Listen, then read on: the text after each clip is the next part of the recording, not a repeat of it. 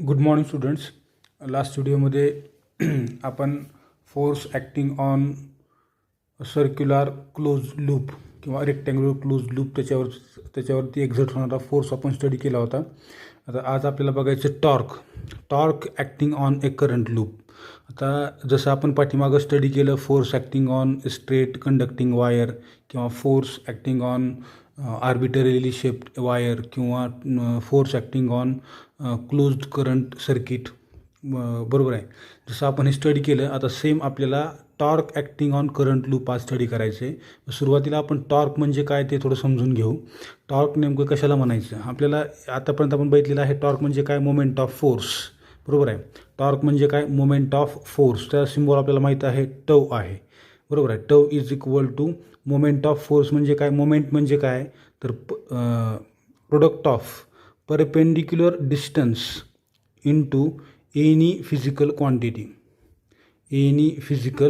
Quantity त्याला म्हणायचं moment. त्याला काय म्हणायचं, मोमेंट, बरोबर आहे. हे आपल्याला माहीत आहे. तसं टॉर्क म्हणजे मोमेंट ऑफ फोर्स असं आपण म्हणतो. याचा अर्थ काय की perpendicular distance into magnitude of one of the force, त्याला म्हणायचं टॉर्क. आणखीन एक गोष्ट म्हणजे काय, एखाद्या ऑब्जेक्टवरती टॉर्क एक्झर्ट झाला आहे असं आपण कधी म्हणतो. जर समजा फॉर एक्झाम्पल आपण घेतलं की एक रेक्टँग्युलर शीट आहे, प्लेन शीट. याला आपल्याला काय करायचं, याच्यामध्ये आपल्याला रोटेशनल मोशन प्रोड्यूस करायची आहे. किंवा कारचं स्टिअरिंग व्हील आहे, याला आपल्याला काय करायचं आहे, रोटेशनल मोशन याच्यामध्ये आपल्याला प्रोड्यूस करायची आहे, बरोबर आहे. तर तुम्ही काय करता की जनरली आपण पाहतो या शीटला जर समजा या ॲक्सिस ऑफ रोटेशनच्या भोवती रोटेट करायचं असेल तर आपण काय करतो, या डायरेक्शनला एक फोर्स अप्लाय करतो आणि या डायरेक्शनला एक फोर्स अप्लाय करतो. म्हणजे आपण काय केलं त्या ठिकाणी, सेम बॉडीच्या दोन डिफरंट डायमेट्रिकली अपोजिट पॉईंट्सवरती इक्वल मॅग्निट्यूडचा बट अपोजिट डायरेक्शननं आपण एक फोर्स अप्लाय केला. त्याच्यामुळे या ठिकाणी काय झालं, याच्यावरती टॉर्क एक्झर्ट झाला आणि तो ऑब्जेक्ट काय केला, त्या ऑब्जेक्टनं रोटेशनल मोशन परफॉर्म केली. म्हणजे आपण टॉर्क म्हणजे काय सांगू शकतो, अ कपल ऑफ फोर्सेसची जोडी, परंतु कशी, which are equal in magnitudes and opposite in direction acting at two different points of the object. त्यालाच काय म्हणतो आपण, कपल असं म्हणतो, बरोबर आहे. काय म्हणलं, त्यालाच म्हणतो आपण कपल किंवा टॉर्क असं म्हणतो. टॉर्क म्हणजे काय तर दोन फोर्सेसची जोडी, जे मॅग्निट्यूड त्यांची कशी आहे, इक्वल, आणि डायरेक्शन कसं आहे एकमेकाच्या अपोजिट, एकाच बॉडीच्या दोन डिफरंट पॉईंटवरती ॲक्ट होत आहेत, त्यावेळेस त्या बॉडीवरती टॉर्क एक्झर्ट झाला असं आपण म्हणतो, बरोबर आहे.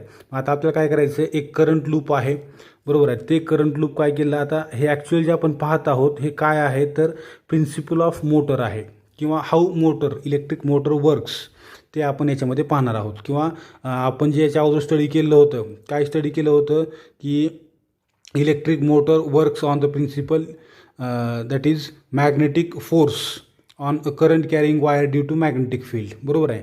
एखाद्या करंट कॅरिंग वायरवरती मॅग्नेटिक फोर्स एक्झर्ट होतो. हा जो काय प्रिन्सिपल आपण स्टडी केला होता हाच इलेक्ट्रिक मोटरमध्ये यूज केलेला आहे.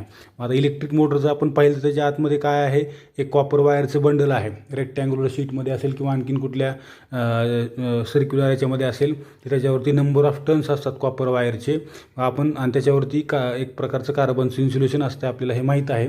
परंतु आपण फक्त त्याच्यामधली रेक्टँग्युलर जी शीट आहे ज्याच्यावरती नंबर ऑफ वायरचे टर्न्स आहेत त्याचाच स्टडी या ठिकाणी करणार आहोत. पूर्ण मोटरचं वर्किंग आपल्याला या ठिकाणी सिलेबसला नाही, किंवा मोटरचं स्ट्रक्चर कसं आहे किंवा काय त्याच्याशी आपल्याला सध्या तरी काही घेणं देणं नाही. फक्त आपल्याला त्या मोटरच्या आतमध्ये जो कॉपर वायरचा बंडल असतो जो एका रेक्टँग्युलर शीटवरती गुंडाळलेला आहे. फॉर एक्झाम्पल तुम्ही ग्लास क्यूब घेतला एक, किंवा एक रेक्टँग्युलर ग्लास घेतला तुम्ही, ज्याला स्लॅब असं म्हणतो आपण, त्या स्लॅबवरती असे नंबर ऑफ टर्न्स आहेत. तशा प्रकारची copper wire, rectangular copper wire त्या मोटरच्या आतमध्ये असते, तीच फक्त आपण या ठिकाणी कन्सिडर केलेली आहे.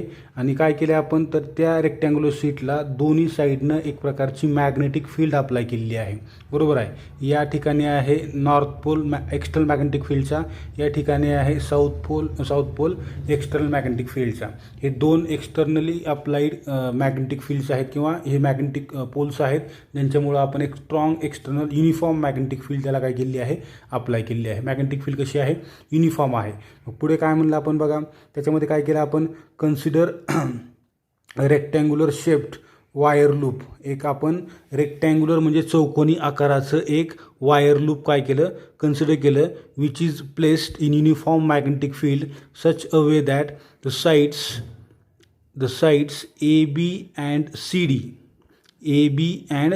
CD are perpendicular to the direction of magnetic field. या ठिकाणी मॅग्नेटिक फील्ड आहे, त्या मॅग्नेटिक फील्डचं मॅग्नेटिक स्ट्रेंथ किंवा मॅग्नेटिक इंडक्शन वेक्टर बी आहे असं आपण कन्सिडर केलं. त्या ठिकाणी ABCD नावाची एक रेक्टँग्युलर कॉईल आहे, ज्याच्यावरती समजा आपण कन्सिडर केलं n नंबर ऑफ टर्न्स आहेत, त्याच्यामधून फ्लो होणारा जो इलेक्ट्रिक करंट आहे तो I आहे असं आपण कन्सिडर केलं. Then length of that rectangular sheet be L1 and L2. या ठिकाणी काय केलं, ह्या समोरासमोरील ज्या दोन बाजू आहेत याची लेंथ आहे L1 आणि याची लेंथ आहे L1 आणि याची लेंथ आहे L. त्याचा एरिया आला A is equal to L1 into L2, बरोबर आहे. त्याचा एरिया आला L1 इंटू L2. आपण काय काय कन्सिडर केलं, एक युनिफॉर्म मॅग्नेटिक फील्ड आहे, एक नॉर्थ पोल आहे, दुसरा साऊथ पोल आहे. या दोन पोलच्या मध्ये डेव्हलप झालेली ही युनिफॉर्म मॅग्नेटिक फील्ड आहे. या युनिफॉर्म मॅग्नेटिक फील्डमध्ये आपण एक रेक्टँग्युलर कॉईल कन्सिडर केलेली आहे. त्या रेक्टँग्युलर कॉईलला आपण नाव दिलं ABCD. अशा पद्धतीने ठेवलेली आहे की त्याची AB आणि CD या दोन साईड कशा आहेत एकमेकांना, दोन साईड ह्या पॅरलल आहेत ज्या मॅग्नेटिक फील्डला परपेंडिक्युलर आहेत, बरोबर आहे. म्हणजे याचा अर्थ या दोन साईड्स राईट अँगल तयार करतात त्या मॅग्नेटिक फील्डसोबत, आणि BC आणि AD ह्या दोन्ही पण साईड कशा आहेत, पॅरलल आहेत, बरोबर आहे. आता आपल्याला नेमकं काय फाइंड आउट करायचं आहे, तर torque acting on that coil, त्याच्यावरती एक्झर्ट होणारा जो टॉर्क आहे तो आपल्याला फाइंड आउट करायचा आहे. मग टॉर्कसाठीची कंडिशन काय आहे, तर फोर्सेस कसे असले पाहिजेत, दोन, जे कसे आहेत equal in magnitude opposite in direction, बरोबर. अशा पद्धतीचे दोन फोर्सेस जर त्याच्यावरती एक्झर्ट होत असतील तर आपण काय म्हणू शकतो की त्या कॉईलवर टॉर्क ॲक्ट होत आहे, आणि तो टॉर्क किती आहे तो आपल्याला फाइंड आउट करायचा आहे. मग आता इथं महत्त्वाची गोष्ट म्हणजे काय, तर बघा समजा आपण त्या कॉईलला इकडं बाहेरच्या बाजूला मी ड्रॉ केलं, according to right hand rule आपण त्याच्यावरती एक्झर्ट होणारा मॅग्नेटिक फोर्स आपण सांगू शकतो. जसं मी तुम्हाला काल सांगितलं होतं, जर समजा आपण त्या वायरमधून फ्लो होणारा इलेक्ट्रिक करंट आणि डायरेक्शन ऑफ मॅग्नेटिक फील्ड जर आपल्याला माहीत असेल तर आपण काय करू शकतो, त्या ठिकाणी त्याच्यावरती एक्झर्ट होणारा मॅग्नेटिक फोर्स आपण सांगू शकतो. आता इथं जर बघितलं आपल्या पुस्तकामध्ये आणखीन एक डायग्राम त्यांनी दिलेली आहे, त्यात तुम्हाला दिसेल हे सर्कल म्हणजे काय आहेत. हे सर्कल काय डिनोट करतात, तर direction of magnetic induction which is directed out of the plane of paper. जे प्लेन ऑफ पेपरमधून कसं आहे, अपवर्ड डायरेक्शनला आहे, म्हणजे या बाजूला असं वरच्या बाजूला काय आहे, मॅग्नेटिक फील्डचं डायरेक्शन आहे, बरोबर आहे. इलेक्ट्रिक करंट दाखवला त्याने या डायरेक्शनला फ्लो होतोय, कसा, अँटी क्लॉकवाईज डायरेक्शनला इलेक्ट्रिक करंट त्या कॉईलमधून फ्लो होतोय, बरोबर आहे. मग आता इथं जर आपण पाहिलं तर आपला जो राईट हँड रूल आहे हा काय सांगतो, याच्यामध्ये पहिला आपण तर हे फर्स्ट फिंगर काय दाखवते, डायरेक्शन ऑफ इलेक्ट्रिक करंट, बी काय दाखवते, डायरेक्शन ऑफ मॅग्नेटिक फील्ड आणि म्हणजे मॅग्नेटिक इंडक्शन, आणि थंब काय डिनोट करतो, डायरेक्शन ऑफ मॅग्नेटिक फोर्स. मग इथं जर आपण पाहिलं या डायरेक्शनला इलेक्ट्रिक करंट आहे, ह्या वरच्या डायरेक्शनला काय आहे तुमचं डायरेक्शन ऑफ मॅग्नेटिक इंडक्शन, तर थंब या डायरेक्शनला आहे, म्हणजे याचा अर्थ इथं मॅग्नेटिक फोर्स एक्झर्ट होतो, इथं पण या डायरेक्शनला मॅग्नेटिक फोर्स एक्झर्ट होतो. मग आता इथं जर आपण पाहिलं व्यवस्थित तर ह्या दोन्ही पण साईड्स मॅग्नेटिक फोर्सचा फॉर्म्युला काय, F is equal to ILB sine theta. Angle त्या ठिकाणी ठरवतो की मॅग्नेटिक फोर्स त्या ठिकाणी किती एक्झर्ट होत आहे. जर समजा इथं पाहिलं आपण BC आणि ADच्या बाबतीमध्ये तर आपल्याला काय दिसतं इथं की अँगल किती आहे, direction of magnetic field and length of that conductor काय आहे, अँगल 0. मग इथं मॅग्नेटिक फोर्स किती आला, 0. म्हणजे याचा अर्थ BC आणि AD या दोन्ही पण साईडवर कुठल्याही प्रकारचा मॅग्नेटिक फोर्स एक्झर्ट होत नाही. आता राहिलं कुठलं, AB आणि CD. या ठिकाणी करंट कसा फ्लो होतोय, अपवर्ड डायरेक्शनला, आणि इकडून असाच करंट इथं आला, इथं करंट कसा फ्लो होतोय, डाऊनवर्ड डायरेक्शनला. म्हणजे याचा अर्थ इथं काय दिसतंय आपल्याला, बघा इकडं जेवढे नंबर ऑफ टर्न्स या ठिकाणी आहेत तेवढेच म्हणजे जेवढे नंबर ऑफ टर्न्स या साईडला आहेत त्या वायरचे, कॉपर वायरचे, तेवढेच नंबर ऑफ टर्न्स या साईडला पण आहेत. त्याच्यामुळे जेवढा इलेक्ट्रिक करंट इथून फ्लो होणार आहे तेवढाच इलेक्ट्रिक करंट इथून फ्लो होणार आहे. परंतु डायरेक्शन इथं कसं आहे, अपवर्ड, इथं कसं आहे, डाऊनवर्ड. त्याच्यामुळं दोन्ही ठिकाणी इक्वल मॅग्निट्यूडचा फोर्स एक्झर्ट होईल. बट एक या डायरेक्शनला असेल म्हणजे into the plane of paper, आणि एक दुसरा असेल out of the plane of paper. म्हणजे याचा अर्थ काय झालं, या ठिकाणी एक प्रकारचं कपल प्रोड्यूस झालं, जे कपल कसं आहे, equal in magnitude opposite in direction. म्हणजे या ठिकाणचा जो फोर्स आहे, दोन फोर्सेस आहेत ते कसे आहेत, इक्वल इन मॅग्निट्यूड. मॅग्निट्यूड का इक्वल आहे, कारण मॅग्नेटिक फोर्सची मॅग्निट्यूड डिपेंड असते कशावरती, current flowing through that conductor. मग या ठिकाणच्या दोन साईड्स आहेत, दोन्ही साईडमधून सेम मॅग्निट्यूडचा करंट फ्लो होतो आहे, कारण या दोन्ही ठिकाणी असणारे नंबर ऑफ टर्न्स, कॉपर वायरचे जे नंबर ऑफ टर्न्स आहेत ते सेम आहेत, आणि करंट दोन्हीमधून काय होईल, सेम होईल, सेम फ्लो होईल. आता आपल्याला या ठिकाणी एक समजलं की दोन्ही फोर्सेस कसे आहेत, इक्वल मॅग्निट्यूड आहेत. डायरेक्शन फक्त कसं आहे, अपोजिट. म्हणजे त्या कॉईलवरती टॉर्क एक्झर्ट होते. मग तो आपल्याला टॉर्क आता काय करायचा आहे, फाइंड आउट करायचा आहे, बरोबर आहे. मग टॉर्क म्हणजे काय सांगितलं तुम्हाला आम्ही, perpendicular distance into magnitude of one of the force. इथं एक सांगितलं आपण, हे दोन फोर्सेस तर 0 झाले, याला नाव दिले समजा आपण F1, F2, F3, F4.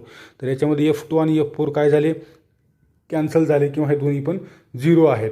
या डायरेक्शनला कुठल्याही प्रकारचा फोर्स एक्झर्ट होत नाही, बरोबर आहे. कारण समजा एक वॉटर फ्लो आहे, पाण्याचा एक प्रवाह आहे या दिशेला, त्याच्यामध्ये जर समजा आपण एखादी काठी किंवा एखादा असा ऑब्जेक्ट पेनच्या आकाराचा तो जर आपण आडवा पकडला तर त्याच्यावरती काय होईल, मॅक्झिमम फोर्स एक्झर्ट होईल.